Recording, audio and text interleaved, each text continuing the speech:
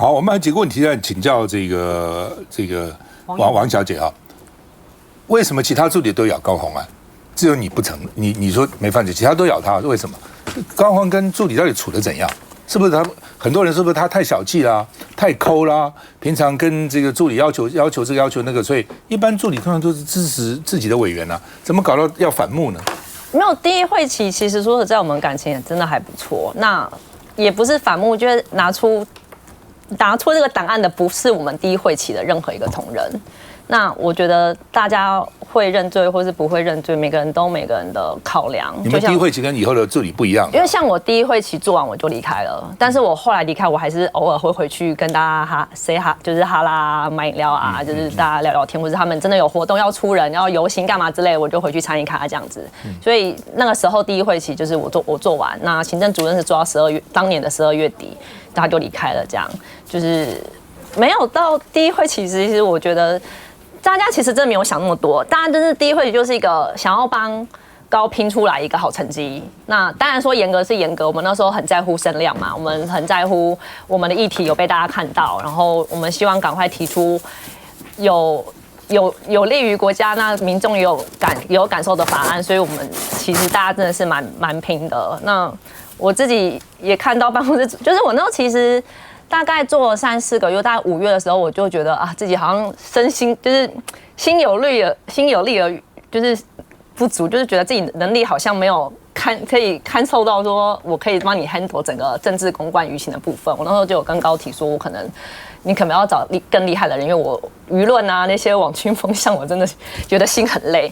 那当然，其他同事也不会比我辛苦，他们比我更累。所以那时候高都说啊，你再撑一下，你第一个会去做完之后再走，做完一个 close， 我也就觉得 OK 这样。所以其实说在我们到了选前，甚至那时候选前那时候就已经这些风雨就已经出来了嘛，黑函什么的。那时候我们。几个离职的几个离职的助理还就是私底下开玩笑说啊，大家活下去，要撑住啊，不要被这些流言蜚语受伤啊或什么之类的，大家还是开玩笑这样。对，那也没有想到说，我那时候也是以为选举的黑暗就是选完就落幕了，就是你不会再继续政治追杀什么的。所以当选完之后，这件事情12月开始搜索的时候，我们大家都吓到啦。说实在，我们大家都吓到。然后我跟办公室我们2个还在。那个北检的休息室，2个就是很无言的碰到面，然后就想说啊，接下来有一笔很漫长的路要走。那时候也有稍微交换一下想法。那我其实可以理解其他人认罪的原因，就是可能会有些人觉得我不想付律师费，或是我不想被当箭靶，或是我不想被别人觉得说我跟高正在一起。那说实在。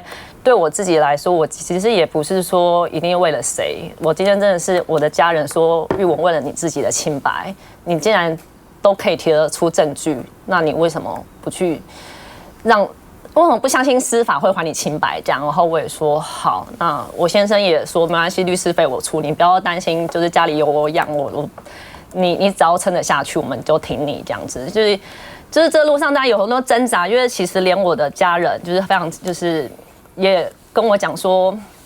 啊，司法很黑暗啦，你就认啦，你就缓刑头低低的，这件事情就过去了。反正大家针对不是你，大家针对是高，大家都看得出来，那你就吞下去就好了。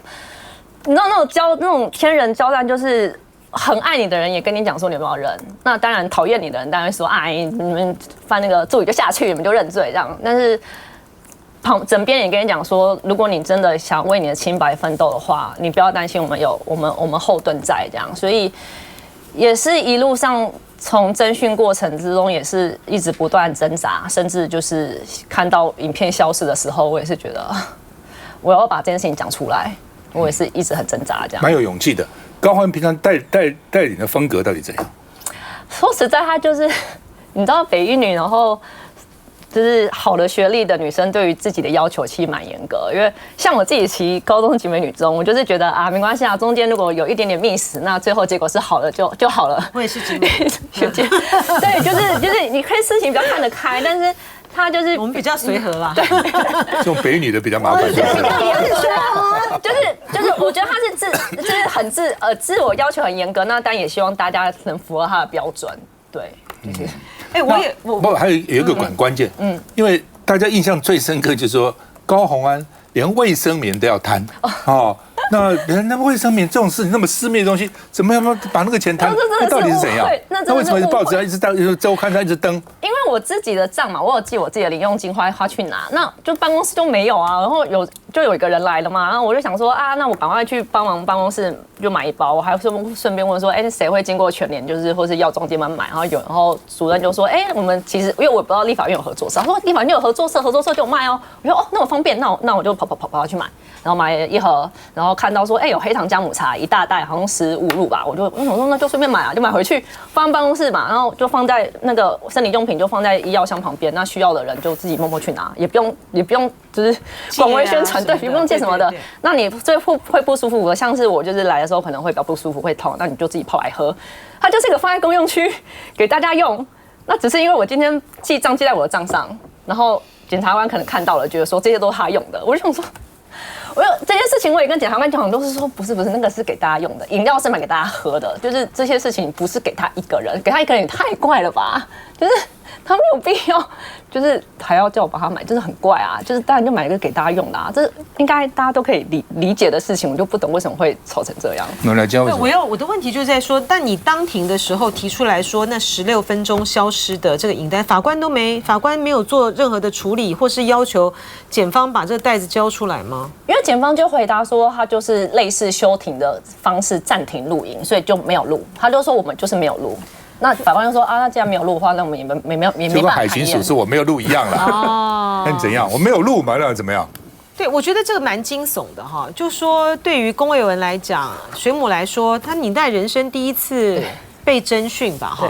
然后被搜索，被搜索，然后呢，就碰到这么大的一个案子啊，而且法官呢，就是去等于是在调他的话哈，我们很同情你们这个助理的这个处境啊，就是利诱威逼，好，然后还讲出来，就是你不认罪的话，你就是7年以上。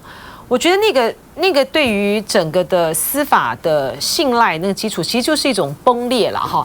然后在这个在法院的法官，然后最后的判决书是这样子，他应该是觉得整个是非常的这个抓狂啊。可是我觉得我不解的地方就在于是说，其实我看那个判决书啊，刚才这个龚卫文说，法官龚卫文说这个法官哈，就是玉文他讲说法官。是接受了他的这个说法，说他实际上的那个薪水呢，就是实拿这个4万6哈，可是没有可是因为你一定也很详细看了这个判决书，他判决书的里面呢就引述了一大段，这个王玉文呢跟这个小兔啊他们的对话的内容，就是讲到其中那个2500，就加2500的这个部分，那法官呢就据以此认定说，他明知。他所实得的这个钱哈，他还是就说是不一样的，所以他还是认定他有福报，所以并不是单纯的只有这个健保费的这个部分而已啊，就法官还是认定他有这个福报。那因为这个法官呢，台北地院的这个法官呢，他认定的这个基础呢，跟我上次已经讲过了，跟什么公积金啊、制度啊什么都没有关联。他最就说你们这些呢。就是在高虹安主导的情形之下呢，只是这个小兔哈，黄慧文，然后呢很清楚的就是低薪高报，那你们福报的部分呢，就捐回来作为公积金的使用哈。所以说呢，不管你这个公积金的这个使用呢，是用在高虹安身上，或者是说用在公众的身上都没关系，都无所谓，这都是赃款哈。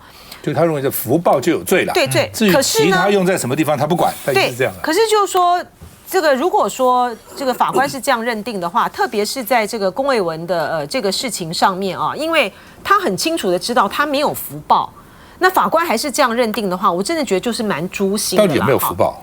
其他助理有没有福报？我不知道，因为我不会去问其他人的薪资，那我对的线就只有行政主任。对，那行政主任跟我说多少，那我就相信他是多少，这样我不会去打听别人。我现在看就是回去看。那你自己有没有被福报？我觉得我都没有啊，因为他就是跟我原本谈的薪资，我自己看，我那时候当下自己收到，我就觉得就跟我当初谈的薪水一样啊。休息了再回来。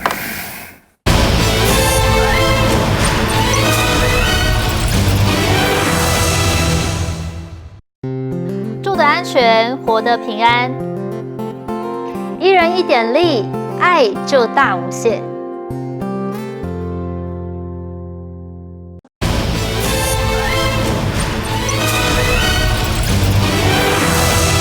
好，柯文哲怎么说？柯文哲说高虹安是时代的悲剧，以他的社经地位不会贪污，他赚那么多钱，干嘛要贪这个污呢？这小污要看贪大污啊，贪个几万块干什么呢？啊，这是这个柯文哲的想法了哈。那而且呢，柯文哲认为说内政部不中立啊，因为民众党说高虹安是民进党的眼中钉啊，而且呢，这个他们还少说，因为本来是这个被停职的这个公职人员得领半薪了。那内政部长说1码都要不要给他？他很有钱哦。那柯文哲是说他现在是公务员，他是公务员身份了，也不能到外面去兼职啊。哦，那法律本来就是说可以领半薪啊。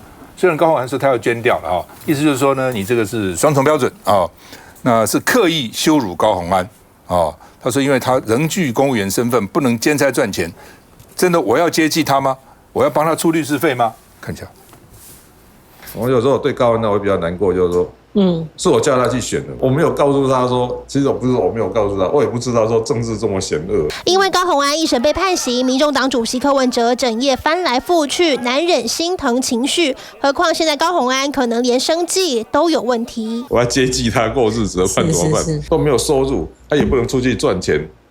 然后还有一点呢，顾律师要钱呢，这个就是很羞辱人的，然后就是要把他逼死了。不满内政部把高虹安逼到绝境，但柯文哲也是还要防新竹被拿走，因为民团发起罢免高虹安已经在运作。我们目前所收到的联署分数是1005分，我们会去做这个小蜜蜂联署。小蜜蜂拼联署，下一站可能飞往新竹。柯文哲要收残局，今年12月25号这日起已经牢记在心，因为一旦在今年12月25之后，高虹安任期过半，若是被发动罢免成功，或是3审定验，中央就可以直接派人当代理市长。但如果在年底前被罢免，又或者高虹安主动辞职，就会进入补选。建议高虹安先辞职。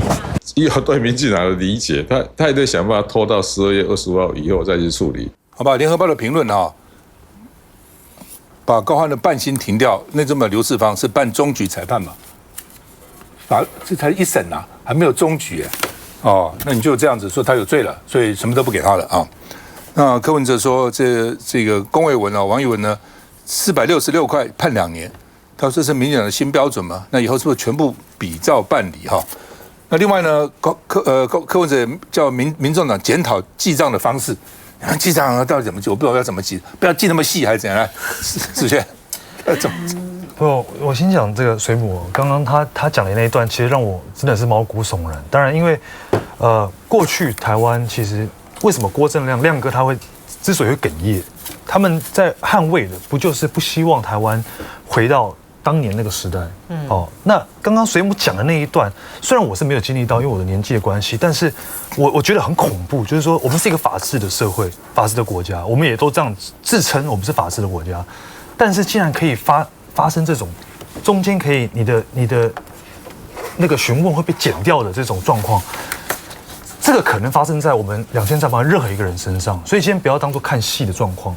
那所以刚听完水母讲这个，我真的是觉得很恐怖。那讲回来这个新竹的事情，高市长现在一审判有罪，那刘世芳内政部长跳出来开这一枪，给我的感觉是你在表演给你的祖上赖清德看。我在担任杀手的角色，内政部你急什么？赵立刚刚讲了嘛，才一审哦，他后面他是有可能可以翻案的，你谁 who knows？ 我们是无罪推定乃论嘛，我们应该要让每一个人去捍卫他们的清白。可是你跟内政部，你怎么会跳进来这个事情，然后去开这一枪？你得到什么？你在急什么？这是我的疑问。好，所以在新竹也是一样，现在高市长他因为他的事情，他正在处理，由我们的邱成远副市长，他现在去代理市长，那我们。民众党的立场就是希望邱成远市长他可以继续推动我们新竹的市政，那给新竹新竹的市民一个好的一个政策的推动，那不希望因为这些风风雨雨而影响到他们的生活，这就是我们的立场跟主张。所以针对罢免这些事情，我想我们不会去搅和这个事情。好吧，这个蔡壁如说，新竹市长补选，民进党必败，因为林智坚的阴影落在市民身上。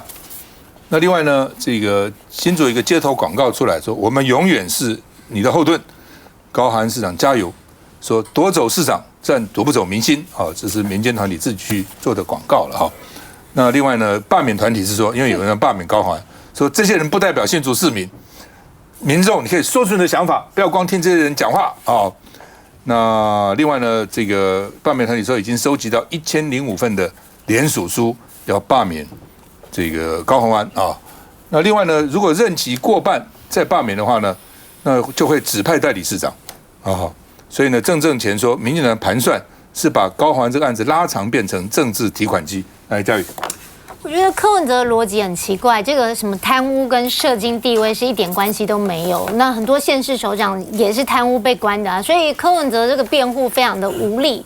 那回过头来就是说，当然高虹安的事件，当然我觉得最可怜的是助理还有新竹市民。首先讲助理，因为毕竟我也有这个学弟曾经是高虹安的助理，在这个事件里面，其实这些助理真的非常的无辜，因为一开始他们就知道说他们被低薪高报，那甚至说加班费也必须要被捐出来，所以因此才引发了所谓的不管是低薪高报或是公款私用，那变成高虹安的一个小金库这样子的一个争议。那可能王玉文他在高虹安办公室的时间比较短，那他个人领到46000，但是可能在立法院的这个薪资单里面，他的实质上所这个申报的是48000，甚至还有加班费等等，所以被检察官认定说跟他实际上领的是不一样的，所以才会有这样子的一个争议。那其他助理对他们而言，其实他们当然不想去陷入这些司法的争议，只是说在整个过程之中，确实因为很多的因素，这些助理其实长期面对这些司法压力非常的大，也非常的辛苦。可是刚刚回过头来讲到整个新竹市，高虹安选上新竹市长之后，也因为这个司法的争议，因为新竹棒球场的问题等等，整个新竹的市政可以说几乎都在空转，大家只关注到高虹安的这个司法的问题。那到现在高虹安被停职之后，后续到底是应该要辞职，还是说拖过这个任期等等，这些争议其实又一样的陷入，就是说到底新竹市的未来谁要来去主导？是邱成远未来代理的市长去主导吗？还是等到之后是不是要补选？那这些政治争议都让新竹市陷于一个空转跟内耗，所以我觉得到现在为止，其实最受伤的大概就是这些新竹市民。而高虹安他后续所要面对的这些司法争议，我觉得对他自己本身而言，可能这个政治前途也就到此为止。裴俊。其实我们刚看到这个有一些市民团体说要挺高虹安，那罢高团体马上跳出来说啊，他们不能代表新竹市民。说实在的，没有任何一个团体可以代表所有的市民哦。那这些支持高虹安的不能代表，那你罢高团体就可以吗？还是民进党可以呢？其实我觉得刚刚这个玉文讲的这些事哦，民进党的朋友听到大概又要高潮，因为他们会把他讲的内容延伸成说他是支持高虹安。我相信你也知道这个说法，因为我觉得他们其实有一点法盲啦。你做的是自己主张无罪，那跟挺高虹安基本上是两回事哦。他要做的是无罪抗辩的主张，可是就是你刚刚讲嘛，薪水加班费我都是合法请领的，那后面要怎么花，这有什么好说？可是绿的就会把它解释成说，他的无罪抗辩是在帮高虹安说话，所以他们是一条的。那我觉得现在这个状况是依照地制法3级3审了，那现在才走完这个第1审而已，所以宣告停职而不是解职，意思就是说你可能真的有贪污啊，但是还不是那么确定，还继续办，但是你现在不适合继续担任公职，所以停职嘛。那但是停职的时候又不能去兼差，那可能你会有生活上的问题，所以给你半薪。法律上设计是这样做。那内政部确实是有他的裁量权，可是你说所以你没有办法说他不给薪是违法。可是你仔细去看他的这个做法，很显然就是在自己的同温层里面刷出来同温层高潮的一个小动作。那说实在的，我觉得到这里来还是民进党的专长啦。那大家都有眼睛就这样看了。对，来那个颜值。对，那刚刚裴毅讲说，到底谁代表新竹市民呢？其实我那时候看到高虹安他一审宣判那一天，就有很多人要从各县市到新竹去办那个参会嘛。这些人都不是新竹人，但是在推动罢免高虹良。就像现在全台湾人都在罢免基隆的市长谢国良，然后那个名单收集在，接下来就罢免那个林佩祥，那新竹就顺便挣钱，就是这样。他们其实重点都不是高虹安做了什么啦，或者是谢国良做了什么，反正我就是要把你罢免掉，抢位置嘛。因为新竹来讲的话，只要拖过今年的12月25号，把那个高虹安假设啦罢免掉的话，就是直接派代理啊。那代理的话，人搞不好就派林志坚来代理啊。那所以我觉得怎么可能？很难讲哦，民进党很难讲哦。民进党这个当时派法务部次长去代理那个花莲，记不记得？对啊，就是要去查。对，那林智坚继续完成啊他的棒球场啊，所以我是觉得就是现在那个邱成远啊代理嘛，赶快把高虹安想要做但是没有做的事情赶快做一做，因为当时高虹安为什么会得到蓝白很多支持的支持，就是他说要把林智坚很多大秘宝。很多事情把它查出来嘛，然后刚好林智坚当时人设崩坏，一个5星级的市长，2个硕士，哇，高学历结果都是抄的，然后棒球场也盖不好，所以很多人对他很反感，想要找人来好好整顿新竹市。可是目前为止1-2年了，实际上那时候给大家承诺都目前为止还看不到，所以邱成远赶快做，我觉得。邱成远他带领这个新竹市政府把市政做好，其实是帮助高虹安，这个一定要1天当2天。不，他有双管齐下了，我觉得啦。高虹安的施策就是说，他只管建设，并没有去揭弊嘛。你照理讲，林智坚当时搞了多少狗屁倒灶事情，那要把它揭出来嘛。你都没有做啊。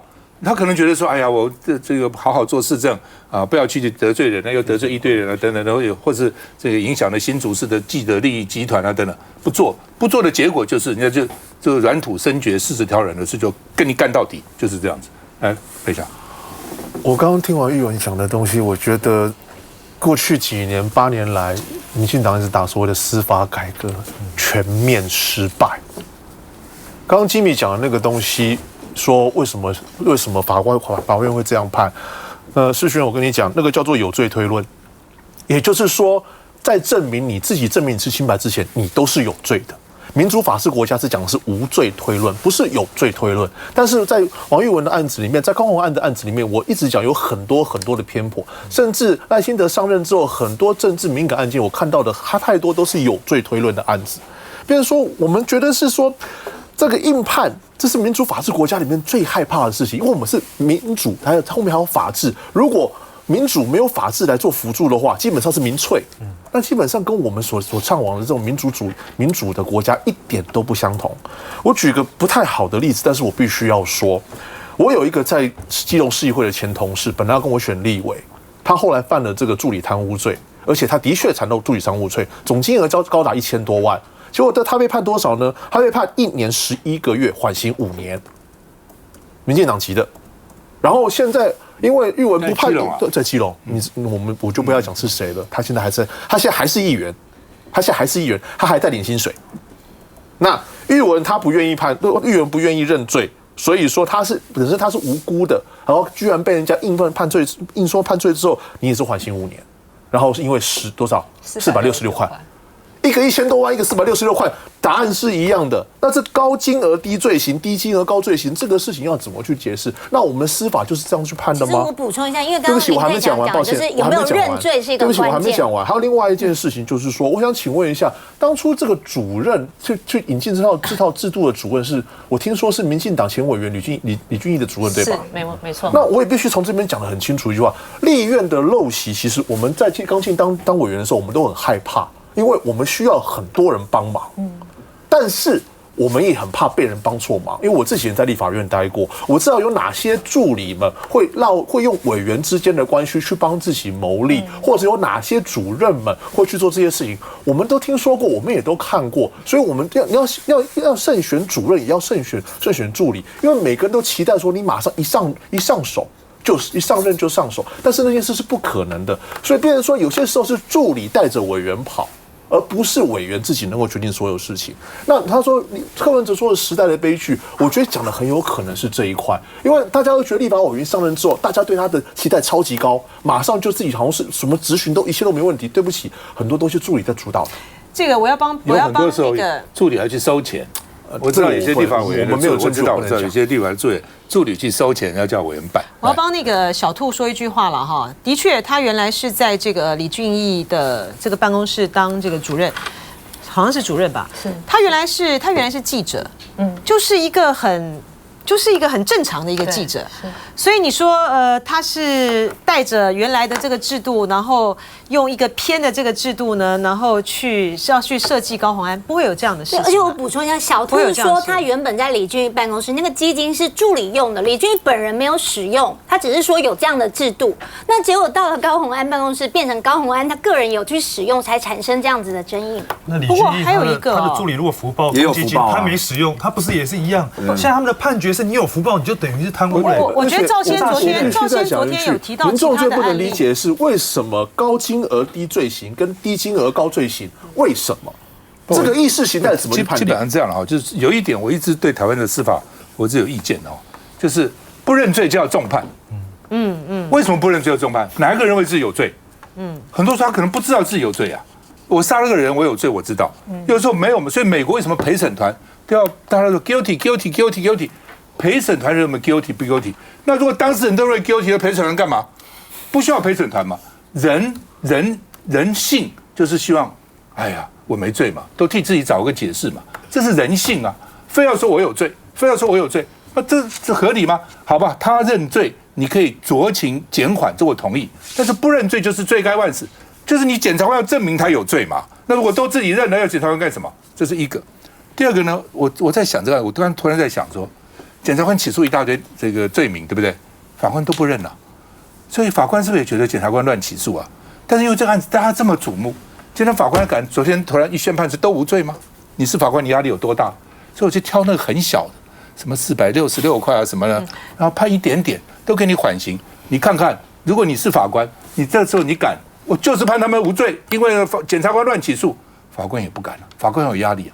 但是照检察官起诉，法官都也觉得好像有点过头了，所以呢，挑一些小的东西给他们什么缓刑的，你觉得有没有可能？我觉得很有可能。休息一下再回来。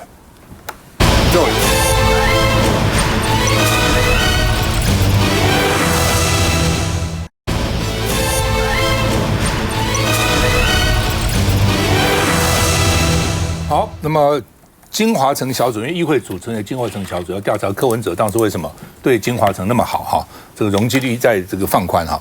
那他们说这个小组要彭振声，彭振声当时副市长吧，哦是那个都市计划委员会的这个召集人好像哈。那柯文哲说叫他诚实讲就好，知道什么就说什么哦。那另外呢，柯文哲突然脱口而出，对了，我就是图利金华城案了。蒋万安说啊，他真的这样讲？图利就不得了啊！哦，不要忘了啊，这个很多人就是公务员自己前面放在口袋里，只是因为图利就判重罪哈。那这个到底啊，这个柯文哲怎么讲？他为什么突然讲说图利？那当然，今天民众党替他缓颊，我说他讲的图利是图利全国老百姓啊，不是图利金华城啊。那柯文哲到底他法律案搞清楚搞不清楚，到底公务员图利是什么意思？我们看一下。任内推动的金华城案被质疑有争议，柯文哲脱口自爆。金华城如果你要办的话，你先问第一个题目，你们告诉我哪个地方不合法？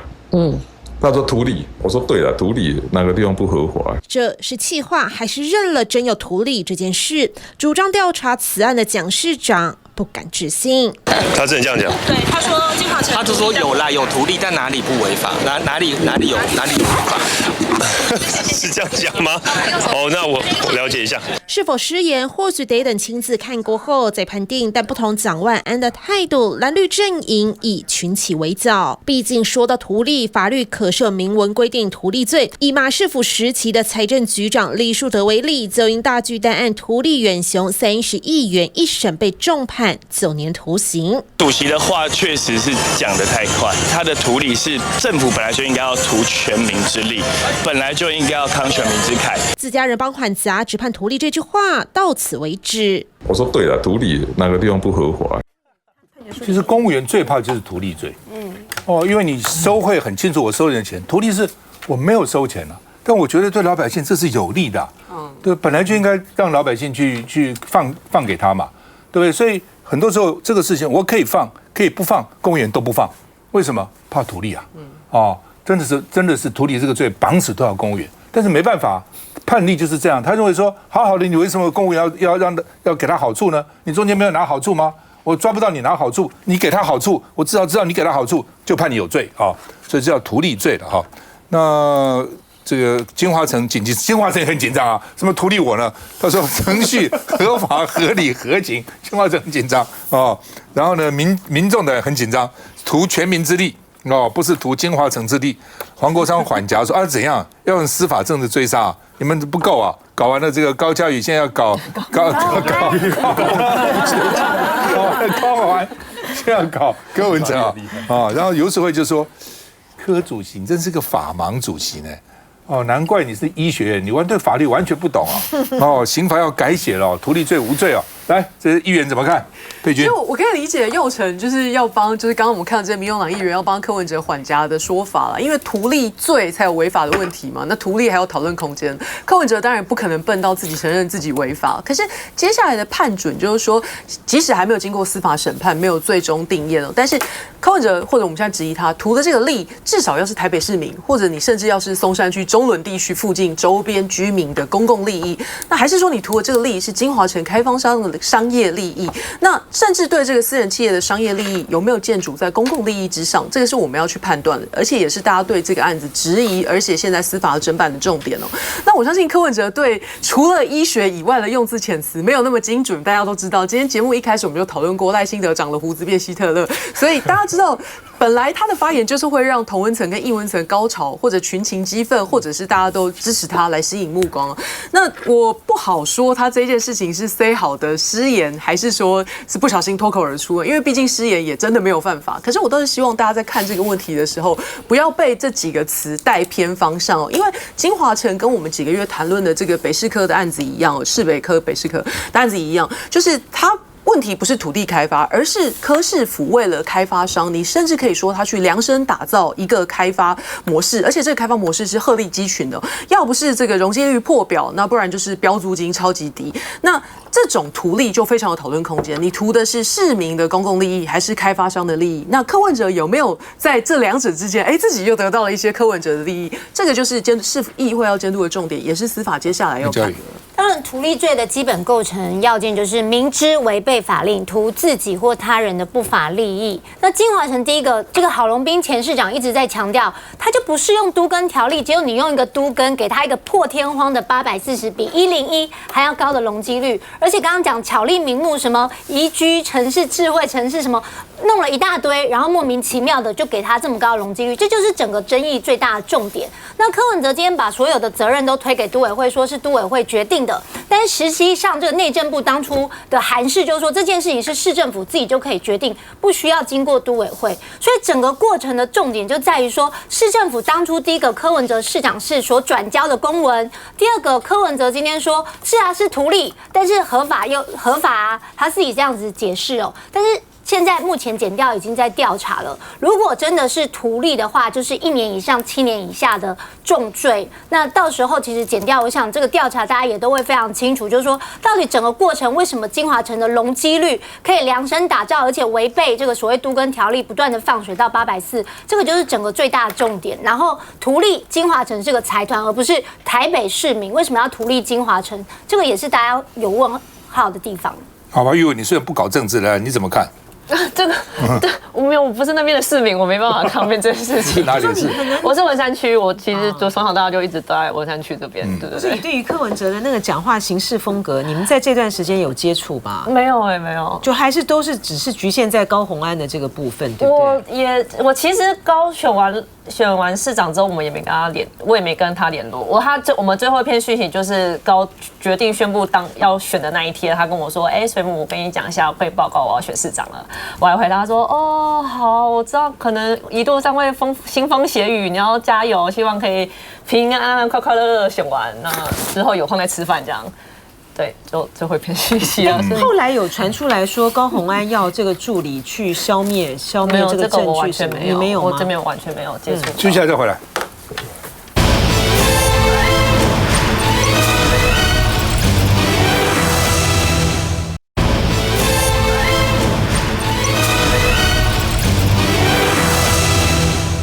好，玉文，请教你，未来你打算怎样？你说上诉不上诉？我真的很，我说实在，这个状况又回到4月12号那时候，检察官说你认罪，我就给你缓刑。现在是我认罪，我就真的变坏心，就是那个挣扎又回来了。然后我觉得我很像站在一个钢索上，然后我不知道哪一边的力量会 push 我下来。就是我身边的人，当然我先生，例如说，或是我自己内心一部分也是讲说，我要不要再试着相信一次司法？因为我在审判庭，我在就是那天宣判的当下，我觉得法官他看着我的眼神是有一点无奈跟歉意，然后说我们相信玉文你过去、现在跟未来不会再触犯法律，我们也相信我们不应该让你真的实行这个刑度，所以我们给你了缓刑，那你就再想想这样子。然后我就那个当下我就觉得好，就是法官你其实相信我的，但是我觉得你好像受了什么压力，然后这样子，所以我就会想说，好，我如果今天真的上诉到了2审好了。2审的法官会不会也是我？其实这些证据交出来，你信我，但是你还是背后有什么我看不到的东西，我没办法去对抗它，然后结果还是一样，然后故事又还是这样，所以我到现在我还在思考，我还是理不清楚说哪条路是好的，那我要对抗的东西到底是什么？我要怎么样去证明我自己？上诉啊，当然应该要上诉啊，因为最坏不过就这样嘛，那你当然是要上诉啊。 不是因为捍卫你的清白啊，检察官上诉，检察官认为说他提出那些加半倍，法官都不理，所以当检察官上诉的时候，你们也要上诉。如果你不上诉的话，2审法官会觉得说，就检察官觉得判得太轻，他们当事人都接受了，觉得很好啊，所以告诉你当事人也不服，为什么有罪？哦，这样的话才能够平衡对抗。对法官的心证，如果你是法官，你想说他不服，他也不服，他不服，他服了，你会有什么差别？有差别的哈，反正你再去跟律师啊什么好好讨论一下吧。 谢国良，基隆连续2天在台铁基隆站发文宣，为什么？因为好像那个什么快车，他争取到台北去基隆，对啊，多家，因为基隆很多人在台北上班，对不对？对。那个时候我记得他选举，他跑到台北车站来宣讲啊。那网络说你违反规范，火车站怎么可以去搞什么这个罢免活动啊？谢国良说，我只是个市民啊，我也没带着大批人马去啊。 哦，因为很多人在批评谢国良，怎么都是形单影只呢？他说我也没有搞一堆竞选团队去，我就一个人去啊，我是个市民啊，我不能去吗？哦，这是我跟市民互动的权利啊！哦，那这谢国良说，我也没有谈罢免啊，所以我也没有违法，我没有在那边说啊，你们不要罢免我，不要罢免我，没有啊，哦，他并没有去火车站讲这些东西啊。那另外呢，谢国良跟民众党的议员一致同台，希望呢拉民众党的力量啊，在基隆啊。 另外呢，佩强，你被下一个就是你啊！到底怎样？我们看一下。OK。我们的服务的一些项目。参访文创空间，基隆市长谢国良特别带上民众党新北市党部主委陈世轩，似乎在用行动说明反罢免，蓝白站在同一阵线，自己也趁上班之前与通勤族面对面寒暄。早安，好，谢谢，我会加油，谢谢。他那个是咸蛋超人的姿势。所以我一开始看到我就说，哎，那是不是不同意？还有的不是，那不是，我们不要用大人的世界去想孩子。对于任何手势都很敏感，毕竟自己正在进行市长保卫战。不过这样走入车站也被绿营质疑有违台铁规范。如果要当作选战在打，那么就要照选举的规则来。谢国良市长他所站的位置是在2楼的地方。那个地方是所有选举的候选人都不能够进去的地方。那我们在这个过程中，大家都了解，我们也不太谈到选举的部分，我们就是多谈的都是政策，所以请大家放心。所作所为无关选举，要绿营别见猎欣喜。不过日前公示的拆梁宣传片里，蓝也质疑谢国良的片段与罢免方的比例不公平，代为向 NCC 检举。谢国良出现画面35秒，回应罢免理由只有短短的7秒钟。好，这就是公视台语台所谓的台湾记事部如此的偏颇。很遗憾再度看到国民党呈现眼中只有蓝绿之分，并无是非对错的现象，这样的双标实在让人感到十分的荒谬。在2阶段确定过关之前，两方已先交手好几回。那不想下个就是你了。原之我会比你先，不用担心，不会比我会先去帮你。谢谢。其实我第一点先跟大家先解释一下，说为什么会去在路口的原因，因为基隆有10万通勤族，那这些10万通勤族是真正在基隆，是我个人认为是最重要的人力资本。30几万市民有10万通勤族，基隆市工作人口只有17万，有10万人在双北上班。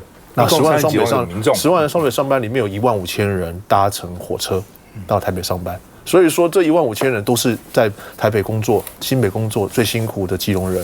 那国良在选举的时候，其实就常在那边跟他讲说加油打气啊，说上班加油，然后递个面纸，然后说希望说他们能够好好上班，至少有人在询问了。其实国良在选上之后，他在里面逢年过节也会去。那我跟他不一样，我是自己站在路口。那我跟他2个住房不一样，但是我们都希望说，出来的基隆人至少说有人说我们会想办法是帮你们忙，不管在通勤上面还是在把这城市变好一点。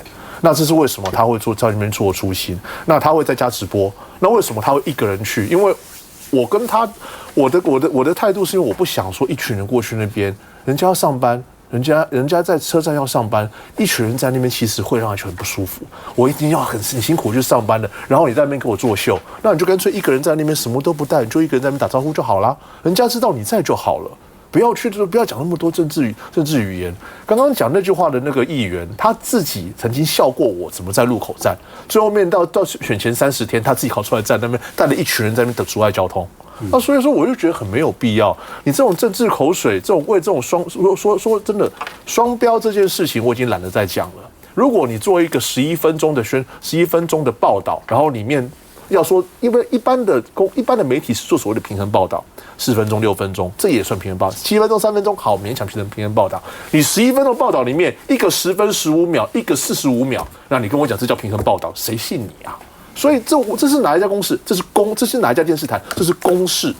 那变成是说，我们会觉得这种宣传这种公器私用、公器滥用的情况，我们怎么可以容许他这样做呢？所以洪薇姐昨天跟我一起开记者会说，我们直接告发给 NCC 跟告发给选委会说，这种是违反选罢法的事情，怎么可以让它继续下去？如果说我们今天公视都可以拆这个先例的话，那所有电视台是不是都可以这样做政治宣传？只要未来有罢免案，都可以这样宣传，包括针对叶元之。所以说很现实的问题就是说，我们遇到不管是怎么样。现在罢免已经变选举了，那说真的，媒体不应，尤其是公家机关付钱的媒体，不应该变成宣传的工具。所以谢国良昨天讲的对了，说他如果被罢免成功后，接下来你们这20-30个腥风血雨。来，世轩，对不起，赵大哥，我先10秒钟讲一下刚刚那个图例。主席讲话太快，他怎么讲呢？比如说像刚刚讲的官司，检察官说你有罪，他说对啊，我有罪，那你要告诉我怎么样有罪嘛？所以变成说。对啊，我有罪这一边就被剪下来哈。我说快速，对他讲话，我有什么罪？什么我有罪？这个我会提醒他一下，这个我快速回应一下。国良市长这个是这样，昨天他邀請我到基隆，它是一个旧的公车处已经没有在使用，然后活化嘛，那请这个团队进驻，现在变成一个 live space， 一个音乐空间，那让基隆的年轻人有机会，有点像台北这个红楼那种概念了，然后小型的展演空间。那为什么他找我去是有原因的？当然大家会讲蓝白怎么样。原因是因为我在高中的时期，国良市长那时候在民间开了一家经纪公司拍电影，我是他男主角第一个签的人。哦，经纪公司。你拍了什么？他签的，对，就是他要求拍电影。我说你拍了电影吗？这个就是更好笑的，因为我要出国读书了，所以我刚讲说那个国良哥无条件解约，我要出国读书。他说好，没问题，我祝福你。结果呢，我到了澳洲读书，他传了一个简讯给我说，世轩，我要投资拍电影，如果你没走，你就是男主角。然后我就哈哈哈，我想说也不会红。结果他拍什么片呢？我知道，我的少女时代。对，我的少女时代。所以我们是有这个过去的背景哦。所以说他今天在基隆把这个大沙湾的历史园区，他把它活化，那跟这个艺文做结合，要年轻人议题，他就找我，然后希望我跟他去一起宣传这个东西，所以大概是这样子。文志，世轩是被澳洲读书耽误的男艺人，太可惜了，太可惜了。好，我觉得那个。这2天谢国良他一直在火车站嘛，然后外面拉票嘛，很多民进党的就在那边骂啊，就说一个市长不认真市政，还在那边拉票，不就是你们民进党害的吗？就是一个市长本来可以好好做事，周6也可以好好跑行程，结果民进党为了要抢位置，硬要把人家罢免。我觉得可以这样子搞嘛，大家都不用做事了。你要去选基隆市长吗？谢国良已经连续3天站在火车站，今天才去谈点驱赶啊！我是觉得这样子要博取同情票，对他来讲是没有什么帮助，还是要看到市政绩才有办法。慧君。其实这个拆两根本还没有经过选委会成立或驳回了，所以这几天谢国良根本没有什么在罢免期间可以或不可以这个宣传的问题哦。那他走来走去发的那个东西，他也是跟大家讲。